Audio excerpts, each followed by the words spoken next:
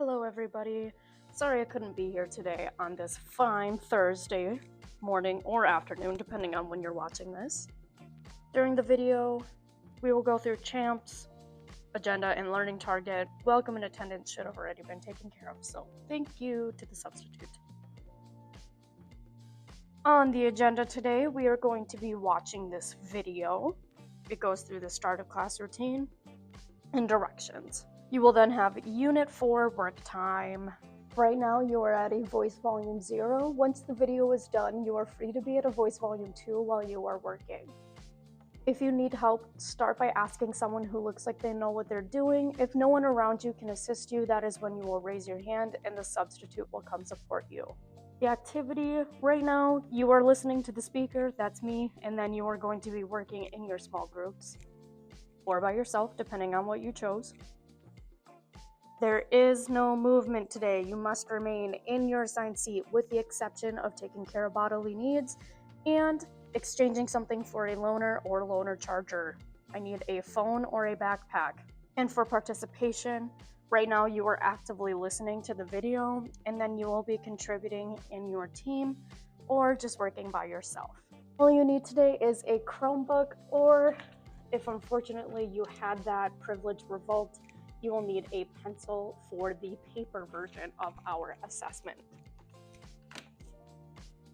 Today, I can conduct research so that I successfully answer each question for Unit 4 assessment.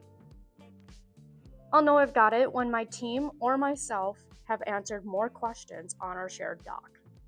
Alright guys, here's just a few reminders on my expectations and what you're supposed to be achieving when taking Unit 4 assessment. So here's the rubric. You should all be looking to earn a 4 because you are all capable of earning a 4. I have hyperlinked my example of what a 4-worthy assessment should look like. But for now, we'll just review the rubric. For a 4, all the information was accurate and relevant to what was being asked to complete. This should say 6 out of 6 answered correctly. I apologize for that mistake. Additionally, it is highly evident effort was put into the presentation. You didn't just throw it together haphazardly. You took your time. You made it look pretty. I could tell that you worked hard on it. And finally, student went above and beyond by answering the driving question in their presentation. Our driving question: what is the correlation between expanding civilizations and war? How are the two related? Expansion and war. By now, you should already know that there are only 3 members in your group, no more. You can have a group of 2, and yes, you may work alone if you prefer. You should have already selected a war. If you haven't, that probably means you have been absent all week. So welcome back. This is what we're doing. Don't be afraid to ask for support. You are then, after you have made your selection, gathering research via Traverse, as well as other sources. If you use outside sources, that is okay. You just have to include the links for what you gathered. You need to include the links. We are using legitimate websites. We are not using the Google AI. You are answering these 6 questions. You're typing, if you're in a group, you are typing your name under the question that you are answering. I'm asking you to include a map of the conflict. It's important to know where these things took place. I'm asking, did it grow because they won, or did it shrink because they lost? I want to know, what was their government? And if there was a change after the war or conflict, I want you to tell me about that.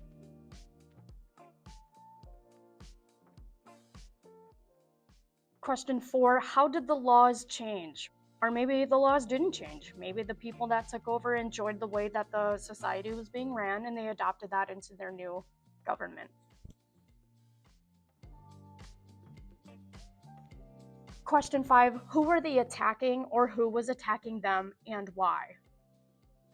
And finally, what did they do with captives? With war, there comes essentially kidnapping of other enemy soldiers. What do they do with those soldiers?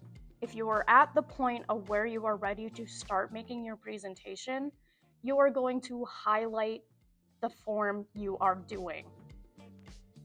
If you choose either PowerPoint, Google Slides, Canvas slides, whatever, or a poster, you must present in front of class. You have the option to make a comic, a video, a podcast.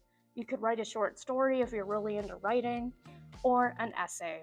I also just wanted to give a quick reminder that if you are rushing to get this done because you think you're going to have free time all next week, no.